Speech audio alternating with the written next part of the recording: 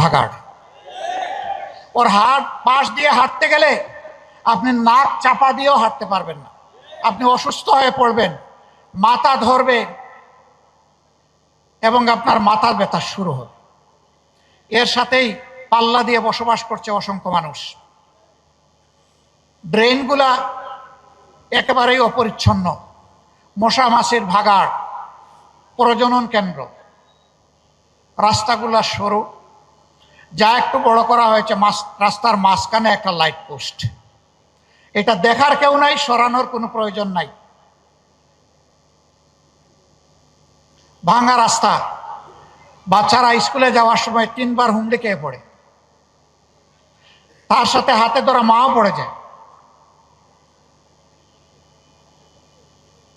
সন্ত্রাস, মাদক এই এলাকায় দীর্ঘদিন ক্ষতিগ্রস্ত করেছে। আমরা তার নিখুঁত চিত্র তুলে আনার চেষ্টা করছি। মহান রব্বুল ইজ্জতের ইচ্ছায়, আপনাদের ভালোবাসা, সমর্থন এবং ভোটে যদি বাংলাদেশ জামাতে ইসলামী এখানে বিজয় লাভ করে, আমরা কথা দিচ্ছি এই অভিযোগগুলো নিয়ে বাসায় গ্যাস সাপ্লাই নাই, সারাদিন মহিলারা তাকিয়ে থাকেন কখন গ্যাস আসবে আর হাড্ডি পাশন বসাবেন। আমরা আপনাদেরকে কথা দিচ্ছি, আপনাদেরকে সাথে নিয়ে, আপনাদের পাশে দাঁড়িয়ে ইনশাল্লাহ এই সমস্ত সমস্যার সমাধান আমরা করব। যেটা পারবো না, কেন পারছি না, যেটা দেরি হচ্ছে, কেন দেরি হচ্ছে, এটা জানানোর দায়িত্ব আপনাদের, আমাদের, আর জানার অধিকার আপনাদের। আমরা তা আপনাদের সামনে স্পষ্ট করব। এই এলাকার জন্য মানসম্মত হাসপাতাল এবং শিক্ষা প্রতিষ্ঠান ইনশাল্লাহ গড়ে তোলা হবে। মণিপুর হাই স্কুল সারা দেশের মধ্যে শ্রেষ্ঠ হাই স্কুলে পরিণত হয়েছিল। ফেসিবাদের কবলে পড়ে এই হাই স্কুলের কি হয়েছে আপনারা তার সাক্ষী। আমরা শুধু মণিপুর হাই স্কুল না, এরকম যতটা শিক্ষা প্রতিষ্ঠান আছে সবগুলাকে আমরা দেশের শ্রেষ্ঠ মানে আনার চেষ্টা করব। শুধু দেশ নয়, এই শিক্ষা প্রতিষ্ঠানগুলোতে কিভাবে বিশ্বমানের শিক্ষাদান নিশ্চিত করা যায় তার জন্য আমরা সর্বাত্মক চেষ্টা চালাবো ইনশাআল্লাহ। বাকি সমস্যাগুলো আপনাদেরকে সাথে নিয়ে আমরা সমাধান করব। প্রিয় দেশবাসী, আমি আজ আপনাদের সামনে দাঁড়িয়েছি বাংলাদেশ জামাতে ইসলামের আমির হিসাবে না,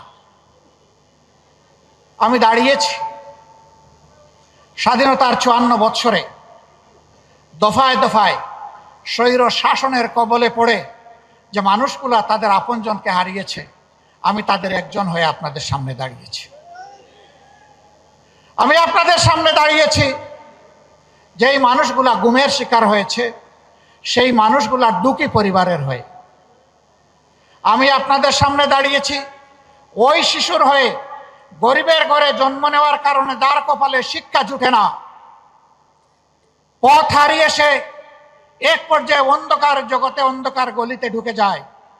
আমি সেই সুবিধা বঞ্চিত শিশুর পক্ষ হয়ে এখানে দাঁড়িয়েছি। আমি দাঁড়িয়েছি রাস্তাঘাট পরিচ্ছন্নতার কাজে যে সমস্ত কর্মীরা রক্ত পানি করা, ঘাম ঝরান, কিন্তু তারা তাদের শ্রমের ন্যায্য পাওনাটা পান না। সমাজ যাদেরকে সম্মানের চোখে দেখে না, আমি তাদের সম্মান ফিরিয়ে দেওয়ার জন্য এখানে দাঁড়িয়েছি।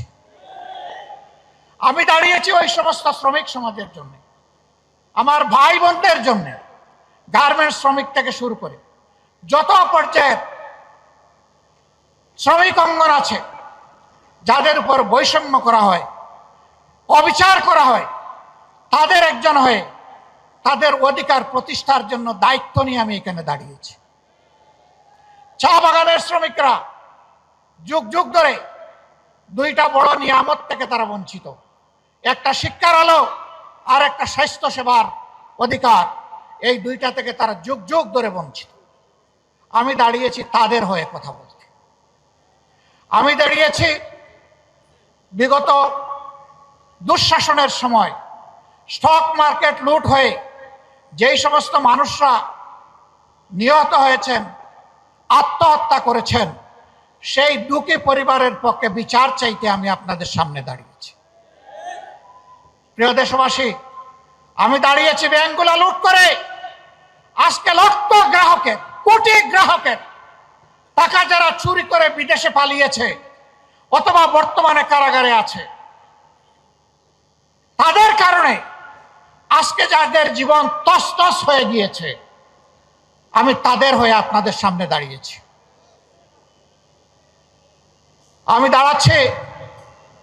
আমি দাঁড়িয়ে আছি 24-এর বিপ্লবীদের হয়ে। আজকে বিভিন্ন জায়গায় তাদের উপর অত্যাচার এখনো বন্ধ হয়নি, তার বাস্তব প্রমাণ শহীদ শরীফ উসমান ইবনে হাদি। তার কণ্ঠ ছিল আধিপত্যবাদের বিরুদ্ধে, কণ্ঠ ছিল চাঁদাবাজদের বিরুদ্ধে, কণ্ঠ ছিল দুর্নীতিবাজদের বিরুদ্ধে, কণ্ঠ ছিল যুবকদের প্রত্যাশার একটা বাংলাদেশ গড়ার পক্ষে। যারা তা চায় না তারা তাকে শেষ করে দিয়েছে, কিন্তু না, হাদি শেষ হয়ে যায়নি। হাদি একজন ছিল, এখন 18 কোটি হাদি তৈরি হয়েছে। 18 কোটি হাদি, 18 কোটি মানুষের অন্তরে হাদি এখন শ্রদ্ধার বিপ্লবের আসন সে দখল করে নিয়েছে।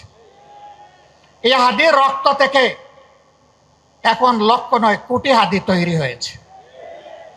হাদি, তোমাকে আমরা কথা দিচ্ছি ভাই, তোমার রূহ তার সাক্ষী থাকুক। তুমি যে স্বপ্ন নিয়ে লড়াই করতে নেমেছিলে, এই স্বপ্ন বাস্তবায়ন না হওয়া পর্যন্ত আমরা লড়াই থামাবো না। আমরা আমাদের যুবকদেরকে, আমাদের তরুণ তরুণীদেরকে প্রফেশনাল শিক্ষা দিতে চাই। আমরা তাদেরকে নৈতিক শিক্ষা দিতে চাই, যেই শিক্ষা প্রত্যেকটি নাগরিককে দেশপ্রেমিক হতে শিখাবে ইনশাআল্লাহ। স্বার্থপর হতে শিখাবে না, আত্মকেন্দ্রিক করবে না, সমাজের প্রতি দায়বদ্ধতা শিখাবে। সেই শিক্ষাটা আমরা তাদেরকে দিব ইনশাআল্লাহ। আর ওই শিক্ষা দিব যেটা সার্টিফিকেট তৈরি করে না, বরঞ্চ যেটা দক্ষতা তৈরি করে। সেই দক্ষতার হাত গড়ে তাদের হাতে বাংলাদেশ তুলে দেব। তাদের হাতে খয়রাতি কোনো অনুদান আমরা তুলে দিয়ে তাদেরকে অপমান করতে চাই না। আমাদের যুবক সমাজকে আমরা সম্মানিত করতে চাই। তারা দেশ গড়ার কাজে অংশ নেবে আর বুক ফুলিয়ে বলবে, আমি কারো অনুদানে নয়, বরঞ্চ আমি আল্লাহর দেওয়া সামর্থ্য অনুযায়ী আমার দেশকে আমি দিয়ে চলেছি, অবদান অব্যাহত রাখবো। এই দেশ গড়ার আমিও একজন নাগরিক এবং একজন কারিগর। আমরা ওই ধরনের কোনো কার্ডের ওয়াদা দিচ্ছি না।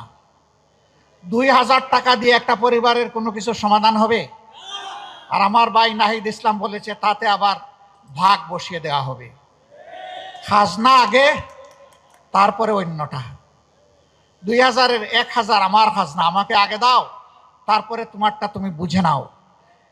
তাও না, কাল্পনিক কিছু মানুষের চরিত্র একে তাদের হাতে তুলে দেয়া হবে, সরকারের হাতে তুলে দেওয়া হবে, বেকারের হাতে নয়। এই বৈষম্যগুলাকে আমরা দেখতে পাইনি। টাকা কোত্থেকে আসবে? টাকার সোর্স তো জনগণ। এটা তো আমাদের কারো টাকা না, জনগণের ট্যাক্সের টাকায় দেশ চলে। ট্যাক্সের বাইরে কিন্তু একটা বেসরকারি ট্যাক্স আছে, প্রত্যেকটা মুদির দোকানে, রাস্তাঘাটে, হকারের কাছে, এমনকি রাস্তার পাশে বসে যে ভাই বোনটি ভিক্ষা করে তার কাছ থেকেও একটা ট্যাক্স নেওয়া হয়। ওই ট্যাক্সের টাকা আমরা আমাদের জনগণের হাতে তুলে দিতে চাই না। না, শুধু তাই না, ওই ট্যাক্স বন্ধ করে দেওয়া হবে ইনশাআল্লাহ।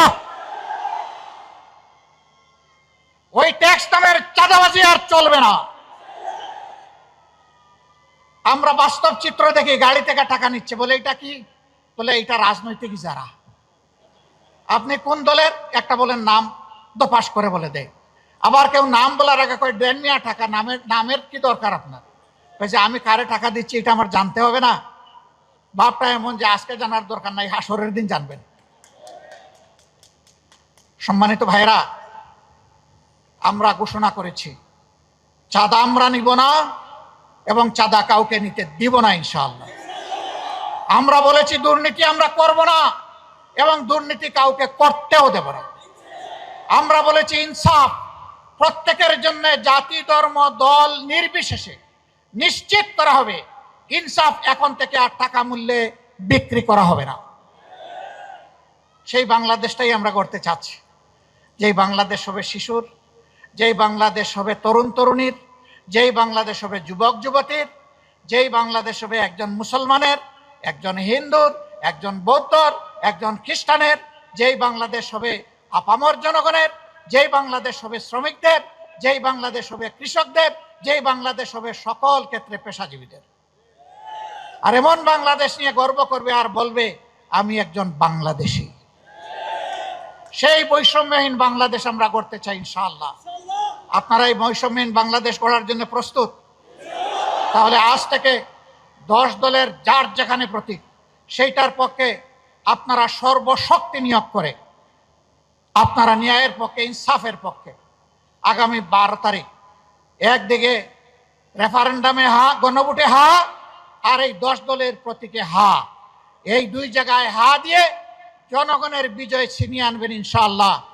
এই বিজয় কোনো পরিবারের হবে না, এই বিজয় কোনো গোষ্ঠীর হবে না, এই বিজয় হবে আপামর জনগণের ইনশাআল্লাহ।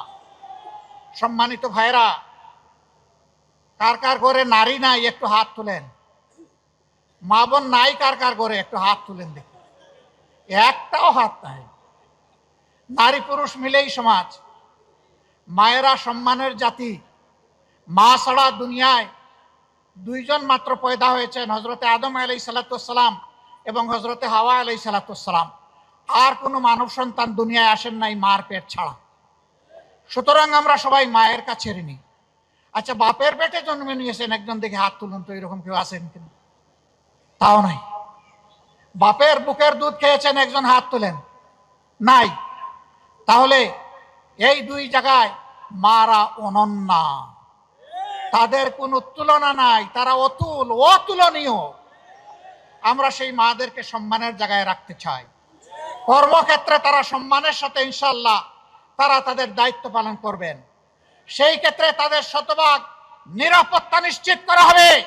রাস্তাঘাটে চলাফেরায় আমরা তাদের নিরাপত্তা নিশ্চিতে অঙ্গীকারবদ্ধ।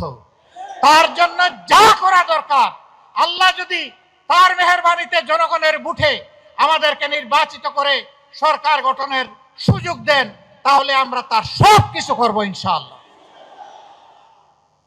নারী পুরুষ সবাই মিলে আমরা আগামীর বাংলাদেশ গড়ব। আল্লাহ তাআলা সেই বাংলাদেশটা আমাদেরকে গড়ার তৌফিক দান করুন। যারা এর বাইরে আজে বাজে কথা বলে জনগণকে বিভ্রান্ত করতে চায়, আমাদের মায়েরা, আমাদের ভাইয়েরা তাদের জবাব দেওয়ার জন্য যথেষ্ট। আমরা কিছু বন্ধুদেরকে বলতে চাই, মেহেরবানি করে মাদের ইজ্জত নিয়ে কখনো টান দিবেন না, তাহলে আগুন জ্বলবে। কিন্তু সব সহ্য করব, মাদের ইজ্জতের ব্যাপারে বরদাস্ত করব না।